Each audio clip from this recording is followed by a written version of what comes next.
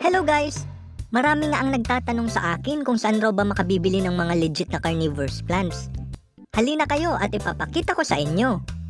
Ang una nyong kailangan gawin ay i-follow ako. At pagkatapos, pumunta kayo dun sa aking profile. I-click nyo lang yung DP ko. At heto, mapupunta kayo dito sa aking profile. Makikita nyo dito yung iba't ibang mga content ko, lalo na yung mga nag-viral.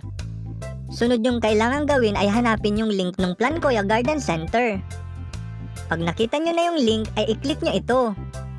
Kapag nasa Plan Kuya Garden Center na kayo, i-click nyo yung word na see more. At pagkatapos makikita nyo yung iba't ibang mga categories.